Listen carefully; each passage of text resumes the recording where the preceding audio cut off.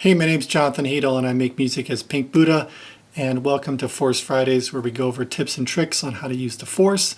Today's topic is going to be about getting started. Like, what do? You just got this thing, or maybe you've been using it for a while. How can you get started making music on this thing? Now don't cry, but this is going to be the last of my explicit tutorials for the Force. I'm going to move on to make some other videos on other topics, and I will certainly continue to use this, but if you're new to this series, you can catch the rest of them by this link. So let's jump in. I think a great place to start on the Force is by simply pulling up one of the demo songs, deleting the tracks off of there, and then using that as a template for making your own piece. Let me show you what I mean. So I'm going to pull up this hip-hop one here because that's kind of more the music that I create. Now you have this demo song. I could run through it. Turn off that metronome.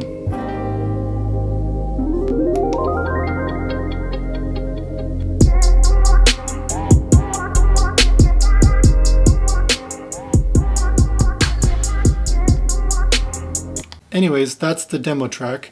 What you can do to easily clear this out is you just hit this delete button over here, and then you can just slide your fingers on here to delete all these tracks. You can certainly leave them in there if you wanted to, but this is a great way to get started. Now I have, well, this first one's blank because it was a loop, so I'm going to delete that track too. The second one here is a drum kit, so I can leave that in there. Second one here, another drum kit. Then let's change the octave on that. Nice sub bass. Fourth track on here is another drum one. And the last one was a loop, so that's obviously gone. So I'm just going to delete that track. So I have a couple ones here to start with. And it already has some nice controls built into the master bus of these knobs. The filter, this mix, which I think has to, I don't really know what that does. It doesn't really change anything. And some EQ over here allows you to kill the high, mid, or low frequencies. Kind of a nice performance setup here. Okay, I'm going to lay down a beat first, and I'm going to play through like a verse and then go into a chorus. I prefer to kind of record my stuff in an entire sequence just so it has a better flow and doesn't just feel so chopped up, and then I copy and paste and trim it down so that it's on two different sections, but I'll show you what that looks like. But let's go ahead and record this section here. That's a good tempo. Chord arm this track.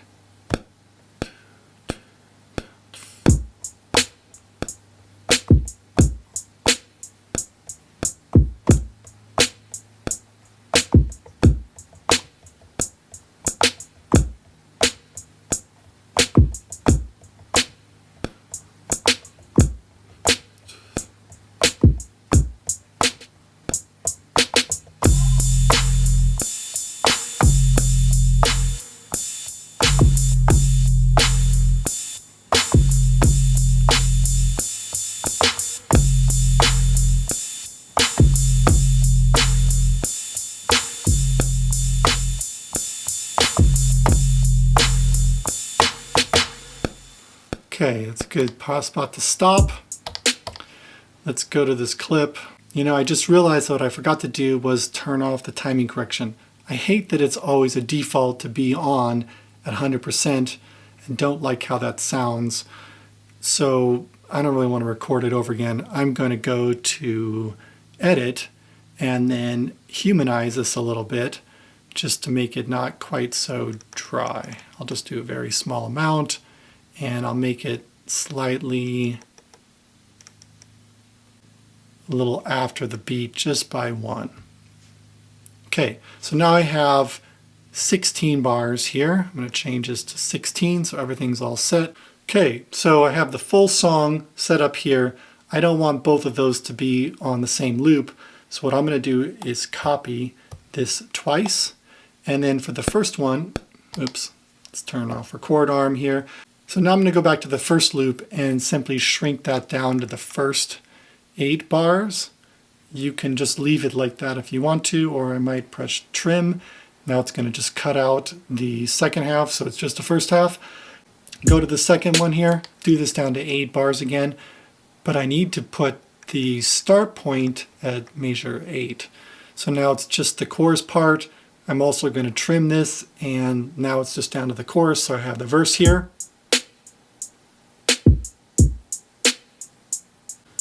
And the chorus.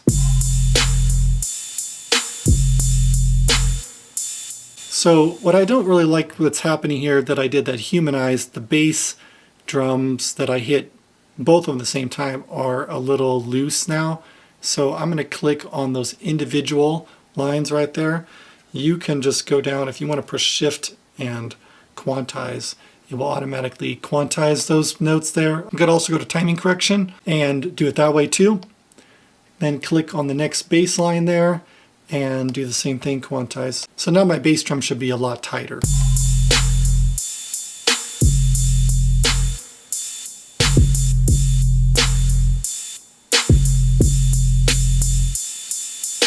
The other thing I hear is not all the snare drum sounds are even.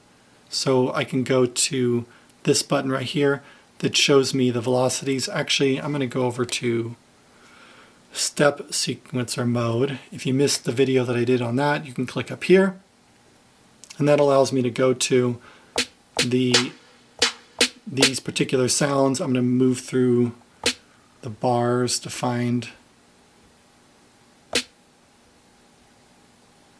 that one. Looks all pretty good. What about this one? Oh, see, there it is.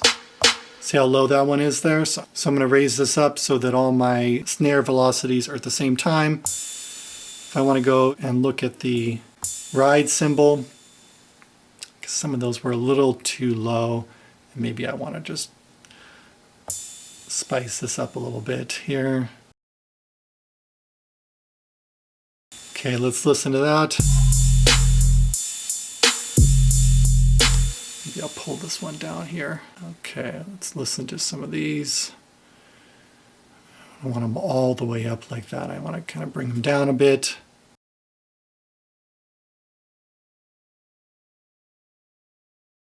Okay, that's pretty good. I'm going to go back to the first one here, because this hi-hat sound I felt like was a little bit sparse and a little too inconsistent.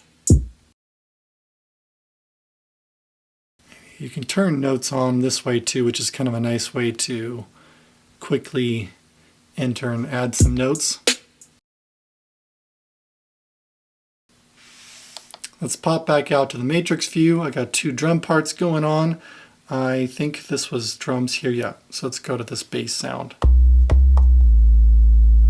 I'll put it on full screen here.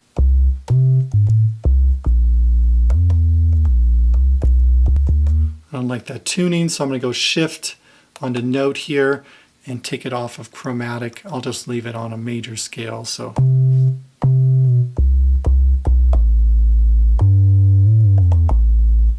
it's more like that. All right, I'm just going to play something in, see how it goes. I usually like to keep my recordings open-ended and not just do a set length. If you want to see the video I did on set length, you can click up there. But I like to keep it open because it gives me a little bit more freedom to try out my ideas. And then I can just go back through and grab the portion that I want and work with that. Oh, record arm this track.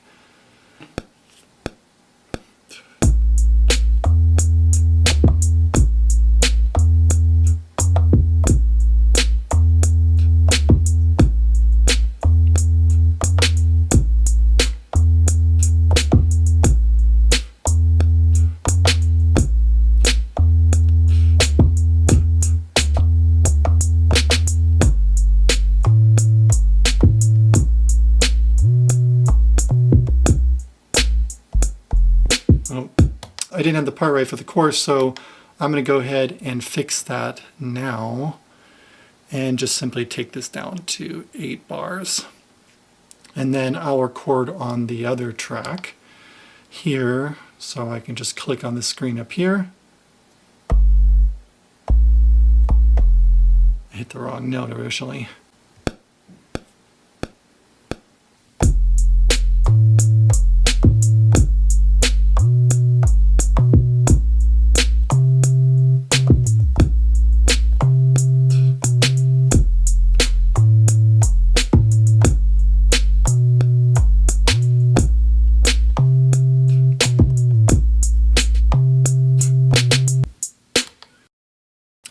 One of the other things you can do is start to mess around with the individual tone of these sounds. So I might want to go into this particular track. I'm going to go to track edit. One of the things I didn't like was that some of the bass notes are a little too clicky, and I want them to be a little softer. So I'm going to go into the amp mode here and change the attack to be a little slower, maybe like 20 milliseconds.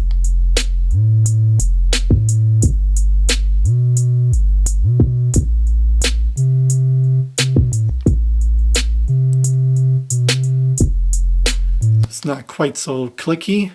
Then maybe go back to some of the original sounds, like add some distortion on there.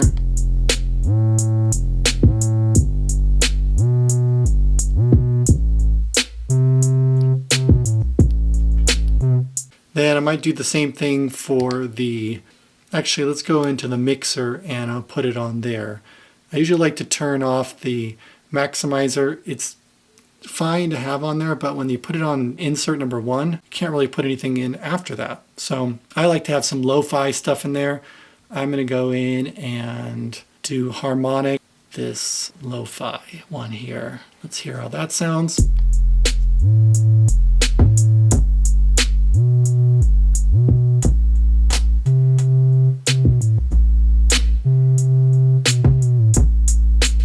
Add a little grit to these drums. And then let's put a filter on this one too. Air filter I think is a good one to use. Got a little bit of drive there too. If you add drive in a few different places, just a little bit, add some nice grit. And then I'll pull the cutoff down just a tiny bit more.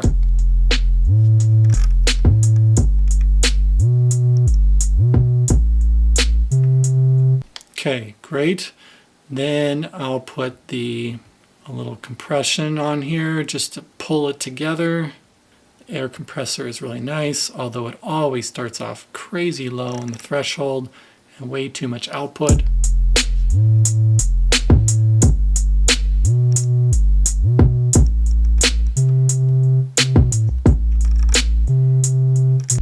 Great. Okay, what I want to do now is get this bass sound to be sidechained by the bass drum.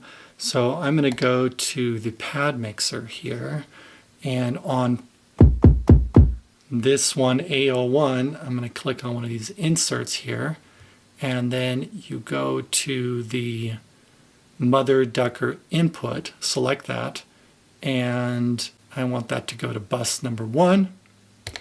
So then I'm going to go back to the mixer on our bass track, come here, and I'm going to insert the Mother Ducker. I love that name, by the way. Click there, it's coming from bus number 1. So now the kick is going to be triggering this compressor, which will duck the bass sound whenever the kick hits. Let's make that a little bit more extreme.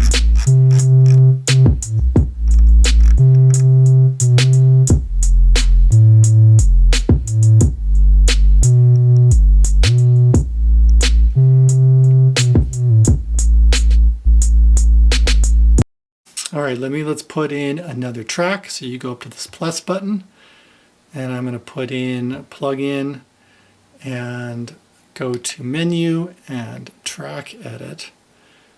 I think I'm going to find, let's go to tube synth this time.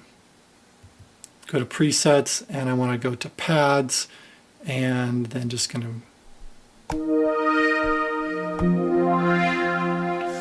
Let me actually start playing while I loop through these.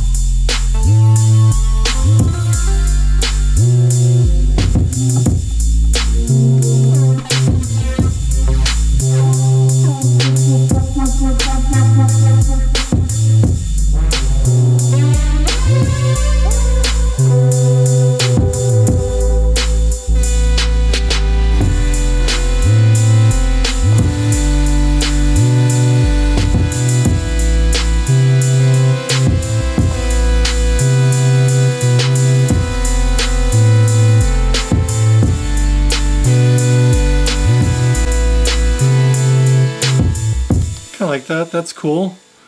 All right, let's go back to my matrix here. Yeah.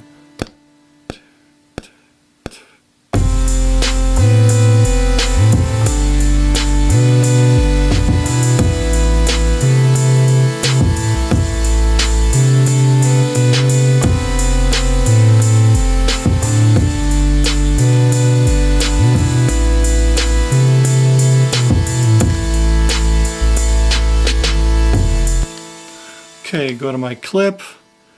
Let's trim this up to 8 measures here. Go to our track. I want to probably change around some of these nuances here, especially with the filter. If I have this on screen, I should be able to find the filter in here somewhere. Let's go to drive here. I wonder what that sounds like.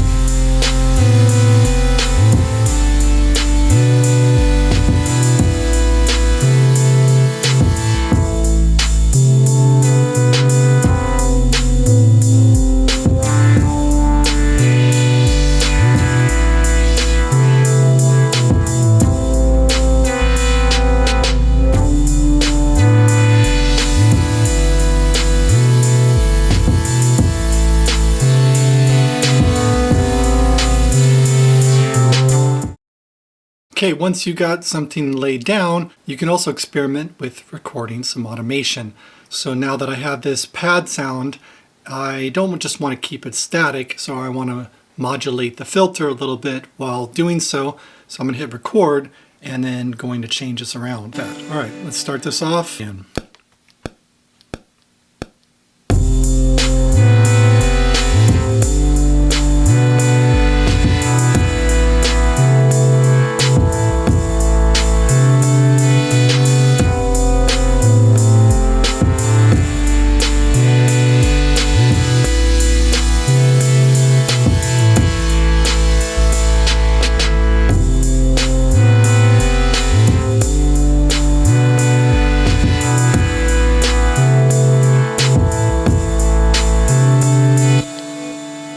And if you want to change those, you can go to the menu and to step sequencer, and you can change that a little bit. I think in the beginning, I'm going to go back to bar 1.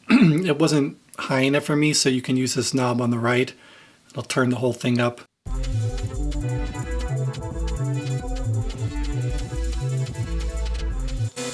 Okay, I like how that sounds better. Go back to my matrix view. I don't have anything for the first verse, so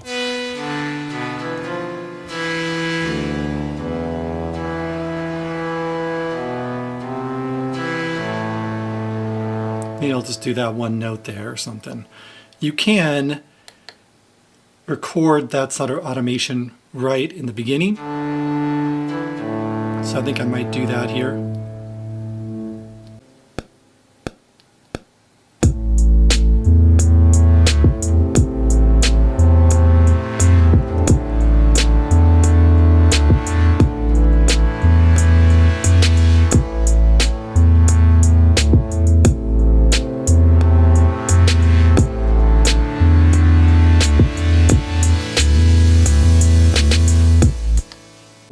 I don't like the automation very much on that. We'll work with it a little bit.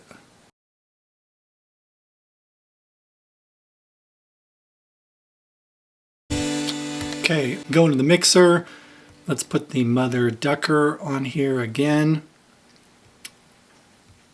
It's going to be coming from the same kick drum sound here as well.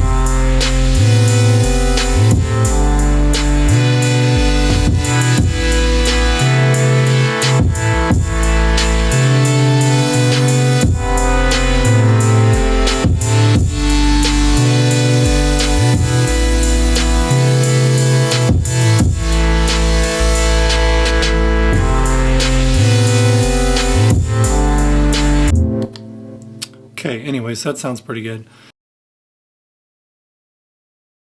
The other thing you can do is, if you're starting off with the Force and you get this far, is to split out the drums onto separate tracks.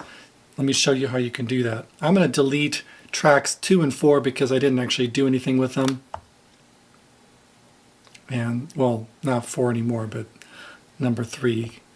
And then I'm going to copy track number 1, put it over here on, let's do 3 other ones here, and then get rid of the track on number 1. So now I got the same drum track here on the other ones, but what I'm going to do is go into this one here, and I'm going to leave my bass on this one, and I'm going to get rid of the, I can either delete the notes here, the hi-hats that I didn't want to put in there, or I can go into the clips and then just delete the hi-hat parts that are being played.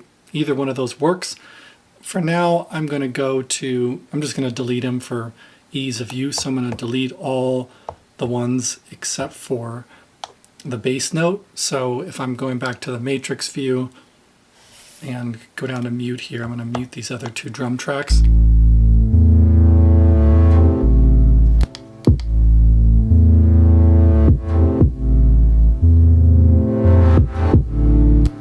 So it's just the bass drum part.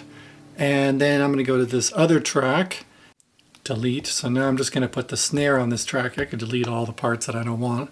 Come in here and let's just do the hi-hats and the rides on this one. So I'm going to get rid of these other parts. And if I listen to it all together,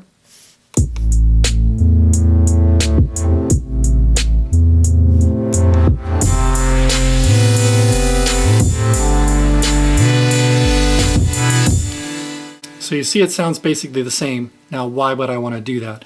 Well, the advantage of it is that you can either, from the mute button down here, control these to turn them on and off if you want it to be more instantaneous, or you can simply, if the record arm is off, which it is, you could hit one of these other buttons that would turn off that particular track from playing. So, for example, if I wanted to not have the snare in there,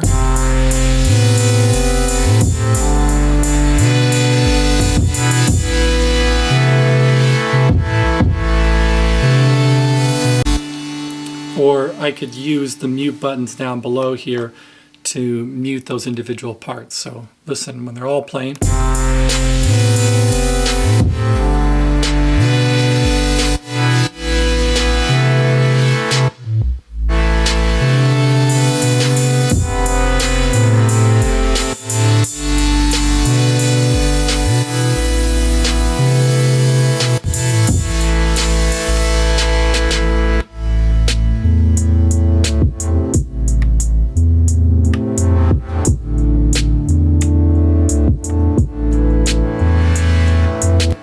So it just gives you the ability to control and mute certain parts. I don't like to initially record things that way because I'd prefer to play all my drums in at the same time and program them as a whole, but I oftentimes break it out this way so that I can use these trigger formats, or to be able to play stuff like this and then turn parts on and off to make it more of a performance. All right, so I hope that's been helpful to watch me kind of put together a piece from scratch on the Force. Again, to summarize, I just would use one of the demo tracks, pull it up, delete the stuff out of there so that at least you have a basic framework with which to work. Lay down a couple parts either in smaller clips, or you could do it in larger ones like I did, and then trim them down, add some individual effects to the channels and then to the whole. Add some automation in there, potentially split out what you played into more tracks so that you can mute maybe certain drum parts, or you could certainly do that with the instruments as well. And that's a great and fast way to get up and running on the Force right away. If you like this kind of content, maybe consider hitting the subscribe button to get other videos that I put out about making music.